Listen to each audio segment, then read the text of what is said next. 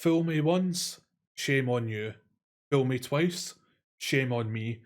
Fool me 10 times in a row, then I must have been hypoxic upon birth, oxygen deprived. That's how I view the Call of Duty community. Every single year, the same cycle happens. The trailer drops, all the content creators and live streamers and the community themselves hype it up by artificially inflating it.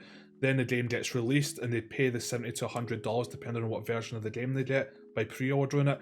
It's an absolute scam. They rant and rave about it for a few months, make videos, contents, tweet about it, so on and so forth. Then again, a few months after that, all the content creators and live streamers get paid off again to promote the new Call of Duty by saying this is Call of Duty's back, like they did with Modern Warfare 3, and the whole cycle begins again. The community does that themselves as well.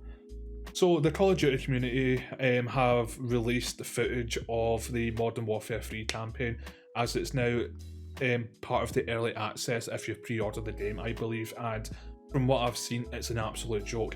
There's a clip from Dr. Disrespect, which I'm kind of disappointed after his friend Nick Merckx, what happened to him, which also made a video about him being dropped from Call of Duty and him saying he'll stand by him. Yeah, shallow words, mate, shallow words, but however, he's paid for Call of Duty again. He tried booting up the Call of Duty campaign to play it, and he had to restart the game over and over and over again, which I did experience when I tried the open beta for Modern Warfare 2 over a year ago as well. Had to accept terms and conditions, restart a game, had to adapt shaders or whatever it was, restart the game, had to accept new terms and conditions, had to restart the game. Did that 5 times in a row and I went, fuck this, and just uninstalled it and didn't even bother playing it. And I'd see where Dr. Disrespect's coming from. It is beyond frustrating. However, I find it a bit frustrating that he's went and played another Call of Duty game again after what happened to Nick Merckx. It's a little bit disappointing, but hey ho, let's move forward. They've kind of just absolutely butchered the Modern Warfare 3 campaign, which I'm absolutely not surprised about in any way, shape or form. It's been reported to only be about 3 hours long, which is the shortest Call of Duty campaign in history, when you consider that this is one of the most expensive Call of Duties out there as well, and the fact that we're in 2023 and yet the games are somehow getting worse and worse as time getting on, with more money and more technology being thrown at it. There's also a scene in it where it's a no Russian style of campaign mission, which I'm sure a lot of you remember from the original MW2. It was one of the most controversial parts of gaming history, that one, shooting hundreds of innocent civilians in an airport with a light machine gun.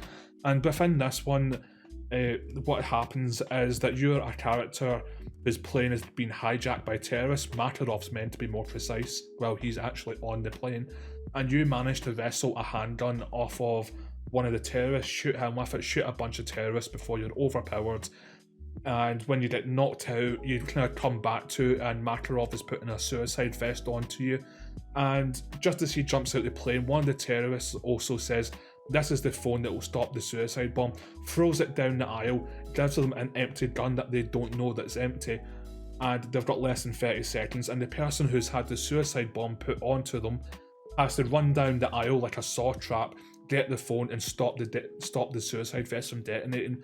However, the other civilians on the plane don't know about the phone, even though they saw it being thrown, and they think they're just going to detonate the bomb manually from themselves, so they wrestle the suicide bomber to the ground, and because of that the plane blows up because no one could get to the phone and stop it. I have to agree with Mudahar or some ordinary gamers in this one. They did pussy out in this one for sure.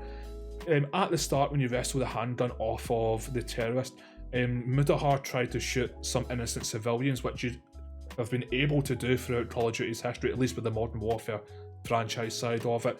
You can't do it with this one, and I think removing the ammunition the second time around towards the end of this campaign mission was definitely deliberate, just because of how high the tensions are in the real world right now. They just didn't really want to push that button and shooting innocent civilians, even though they blew them up and killed everyone on the plane in a plane crash from a suicide bomber. The other thing as well that I was very disappointed about, that Makarov looks like an absolute... He just looks horrible in this game. I don't know what other way to put it. I remember Makarov from Modern Warfare 1, 2, and definitely 3, because he was the main villain for the third one for sure in 2011. He was a really terrifying character, not just to look at, but even hearing him talk. His voice had a tone of, "I have committed war crimes that you could not fathom, beyond human comprehension. I will burn this world down and rule from its ashes." and a voice of absolute sheer intelligence, and he just doesn't have that in here. Plus the graphics that are on Makarov's character just make him look dummy and stupid as anything. I don't know, it just, Makarov in this campaign just looks horrible. I just don't get the same horrible vibe that I used to get off of the MW2 or the MW3 one from years ago. It just isn't threatening in my honest opinion. The other thing I've seen from the campaign as well is they've reused verdansk. There's a campaign mission that has verdansk in it, and considering the fact that they've rehashed every single map for the upcoming multiplayer, it's no surprising there as well.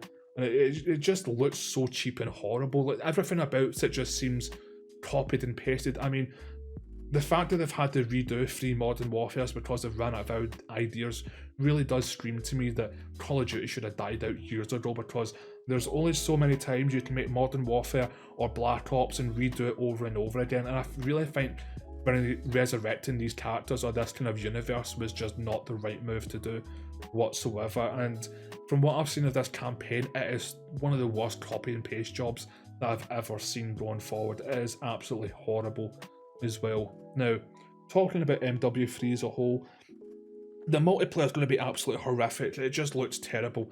I am not a fan of this ultra lightweight teleporting movement with slide cancelling. Never have been, never will be. I don't think I don't think sliding should have ever been added to the games. I just hate it. It's a horrible concept. And the fact that anyone shoots that you can just slide and just go double your speed and just turn around and deck them, I just don't like that whatsoever.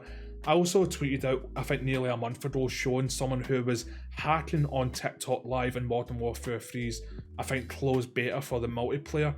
And I have footage of it here. I'll actually play it here as well. There's also a link to my Twitter if you want to go watch it on there as well. Give me a wee follow as well. And the hacker was terrible. He died multiple times over, but you could see people through walls with a little stick skeleton in the box around them for the hit registration. And the fact that the game is in this state, people are still defending it, and people will moan and moan about how they got scammed again. I'm sorry, I know the title of the video, and I'm going to get to it right now. You deserve to be stabbed. When my first ever time pre-ordering a game and getting hyped for a game and kind of convinced my mates to buy a game was Battlefield 2042, and we all knew how that turned out. And I learned my lesson. Never again with any game will I ever pre-order. I think pre-order should be illegal for anything. You shouldn't be allowed to buy something that physically doesn't exist yet, because like all games within the past few years, they release a game on the scaffolding and open for business while still being under construction. And I don't think things should be pre-ordered. It should be illegal, but again, with the Call of Duty community, they just don't seem to learn a lesson going forward. I used to blame the gaming studios and publishers for their absolute horrific releases. However, I don't do that anymore because I fully understand where they're coming from. If I had a customer base like the Call of Duty community, I would do the exact same thing, which is ride them like the doolally bastard donkeys that they are and just scam them over and over again. Think about it just for a second before you absolutely rip my head off in the comments section. Would you want to pump your heart and soul into this, your blood, sweat and tears, all your money? Well, I suppose it's a big company's money, it's not just one individual's, but would you want to put all of that in and all of your hours and spend time away from your family or from a fun life as a rich man to reap the same financial reward? Or would you rather just half-arse a game, spend half your time making it, then publish it, and half that time off doing fun stuff, knowing that you'll make the same money? Because no matter how good or bad the game is on release, they'll buy it, no questions asked, because they're absolute beyond spineless. I know which one I'm picking. Scamming my own customer base, I would do that all day long if they never learned a lesson.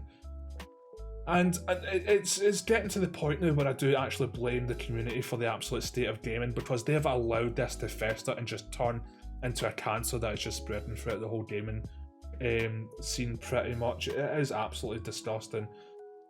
I really would like to see gaming going in a much better direction going forward. Actually, full release games, fully, flushed out. I understand wee bugs and glitches might happen here, fair enough, but compared to games not even booting up on release and failing to find servers like Payday 3 and obviously Battlefield 2042, as I've already mentioned, as well Cyberpunk and No Man's Sky and Gollum and God knows what else, and that I would like to see that die out and just never happen again. But thinking about it, why would you just put your effort into a game knowing that they'll just buy the game and you'll make the money? There's no laws to stop you from doing this. They make their own laws essentially, or their own terms and conditions. Trying to get a refund is next to impossible once you realise you've been scammed.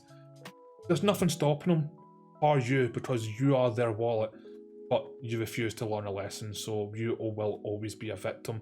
Then you will defend the people who made you a victim, essentially.